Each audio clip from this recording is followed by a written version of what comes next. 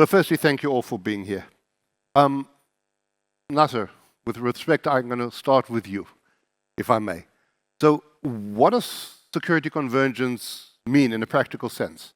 Right? Why is it no longer just an option, but rather something that companies and corporations and organizations just have to do? Hi everyone, my name is Nasser, I'm from Sira.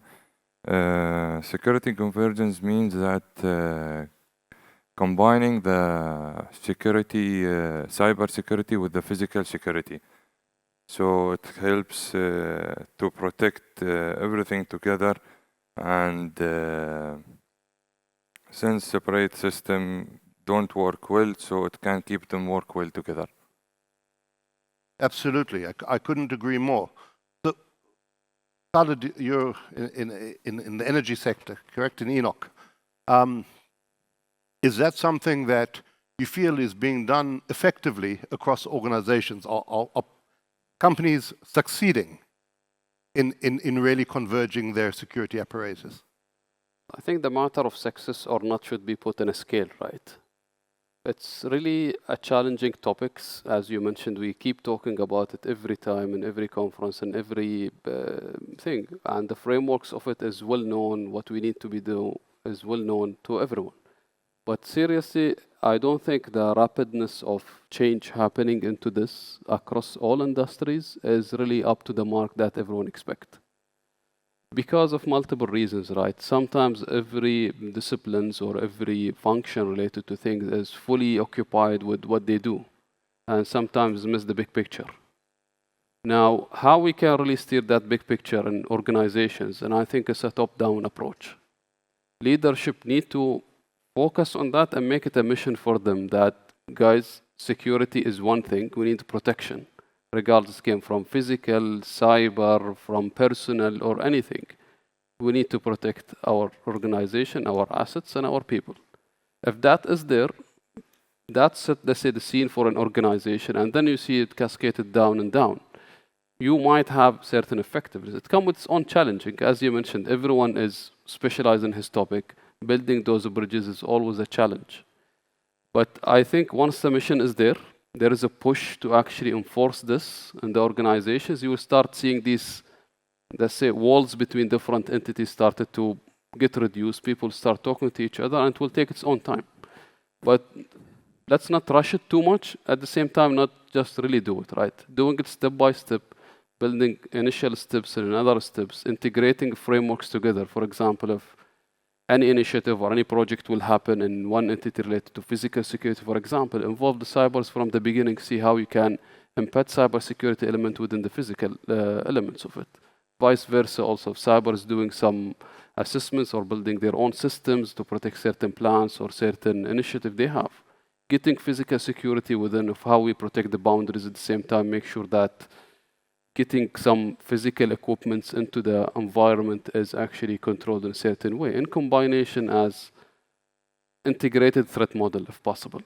That will give us an answer of how we can really make that work. I think that's a fantastic approach, and the top-down approach is fantastic. It's sometimes hard, because you need buy-in from the top structure, right? And you need them to support it from the top down, but that is definitely the way to go, for sure.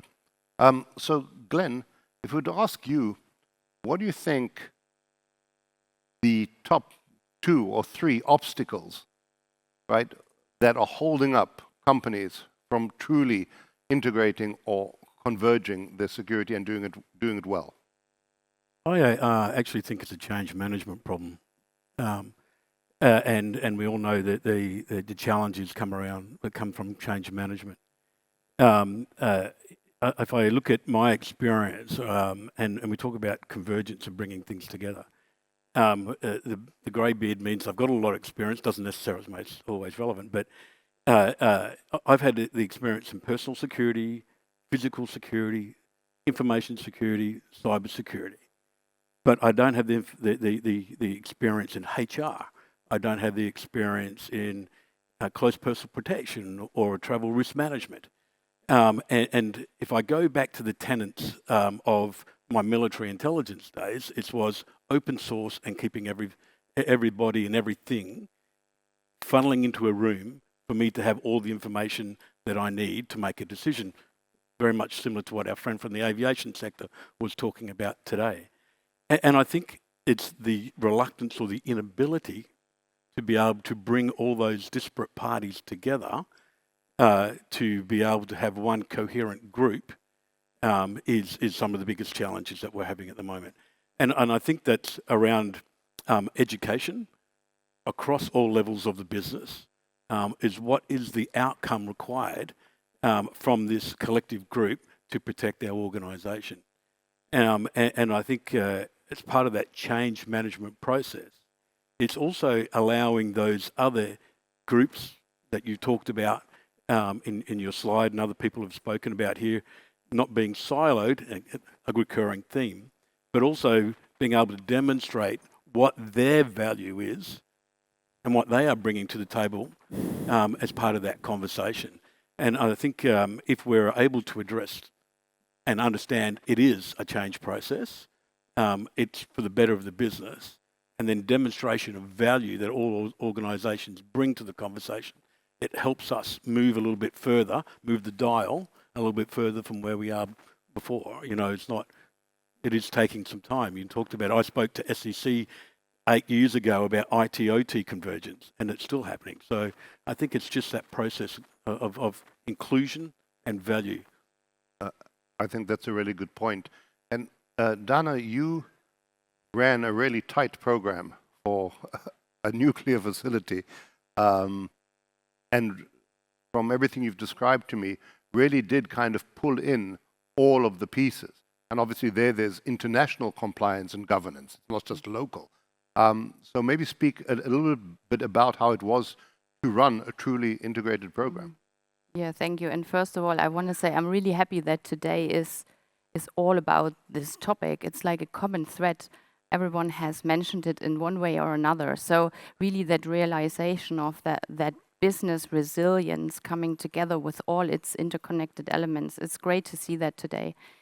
So I decided to actually use my 5 minutes that I have here on this panel to just give maybe some insight into a concept that I had implemented, and I think that might be a way of running it on a kind of operational level when you don't have the authority to change an org chart, which is the reality most of the time. We're not in that position to, at least on the short term, make any changes to those silos, to those functions on the org chart, but we can certainly break through them. And what I did is I used the common denominators of threat and risk to develop a business case in my line management, which was strategy and planning and security. And I drafted the opportunity as well as the threat of running a security risk working group. I chose a working group, not a committee, because a committee would have been a lot of administrative hurdles. So I chose a more informal group, and I invited the key stakeholders from each of the security functions: physical security, operations, training, obviously the SOC, the IT, information security, assurance people, compliance, risk, and also the OT side, cybersecurity for the OT, operational technology. And I formulated a charter. We had regular meetings, there was a quorum defined, etc., almost like a committee really. And we started with the basics. Let's define a common security framework. We all have safeguards, we all have countermeasures, we have a defense in depth. It doesn't matter where, if it's physical or digital. So let's bring those key elements together and start with threat assessments, high-level strategic. One story here is we had a threat intel provider engaged, and I asked them to deliver threat intel in the different areas. The report came in, and there was a perfect executive summary and a threat table. I was asking, where's the cybersecurity section? Where are the threat actors from a cybersecurity point of view? I want to have this all in one. The cybersecurity section said at the end of the document in a separate section. I was like, I sent it back to them. I said, no, I want to have a full threat table. I'm looking for threat actors, physical or digital, I don't care, to my organization. So I think if we challenge some of these status quo that we are in with all our suppliers as well, that can bring us a long way. Then in terms of risk scenarios, it was incredible to see how putting these people onto one table and actually identifying risk scenarios, that some of them are integrated. There will always be ones that are purely physical, and there will always be ones that are purely digital. But of course, there are a lot that are also integrated. For example, insider threat. We strengthened our insider threat program massively because it was, again, there were kind of two documents almost. One time I attended a training, a 5-day training on insider threat program, and we looked at characterizing insiders into knowledge, authority, and access. And it was very much focused on physical. On day 4, there was a whole day on cybersecurity. So I challenged, why didn't we integrate that from the start? Because the cybersecurity is following the exact same steps. Yeah. And insiders certainly have physical access, but also digital. So why are we not integrating this better from a strategic, operational level and also all the way through? Incident management, we were able to look at certain incident patterns much better, trends we were able to correlate. So this working group really came off very well. We started very small, quick wins. And then as we matured, I got more people to attend, some asset owners, control owners, etc., the other business functions as needed. So I think this is maybe something that every one of us could start, and to break down those silos, as we said, and really cut across functional org charts and look at threat and risk, because that's ultimately what we're doing. Thank you, Dana. I think that's a wonderful overview. And something you said reminded me, just because we've always done it that way doesn't mean it's the right way, right? It's always good to come with a fresh pair of eyes and look from a different angle, get out of the box, get out of the traditional thinking and disrupt. And come with a fresh pair of eyes and say, how can we approach our security a little bit differently? So Nasser, how can we integrate security frameworks? How can they align with the business operations to pull it in together? Integrating the security that supports it supports the business goals by helping them to work together and keep them safe, stay safe, not just follow rules, and also avoid problems and making security more helpful. Absolutely. Absolutely correct. And so, Khalid, you spoke about the top-down approach. Do you think there is a willingness in organizations to address this, or are people more happy to be ostriches and just put their heads in the sand and just hope everything will be all right? I think you're touching on psychological thing that's very important to be really embraced, so people can really treat it. As a humans, I think we always go, okay, if I don't know about it, it can't hurt me. Unfortunately, in security, that's not possible. But if you look at what's happening usually with incidents or what's happening in, you find some human elements of a person maybe or a function that said, this might have nothing to do with me, let me stay away from it. And that's where it starts, right? A small vulnerability here combined with another one next to it can create a major issue where a threat can come and hit it, regardless physical or cyber or you name it. So sometimes when I say top-down approach, you need to, I will not call hand the stick, but sometimes you need to put some enforcement in so you can force change a little bit.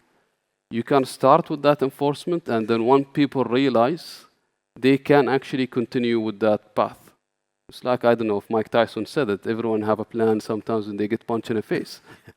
But that's a reality, right? Sometimes we think we have good crisis management framework, we are integrated, we assume we are integrated, but when the real incidents or case happen, you see the reality of what I call the ugly truth of how we respond to things. As much as we prepare tabletop or something, the reality is always ugly.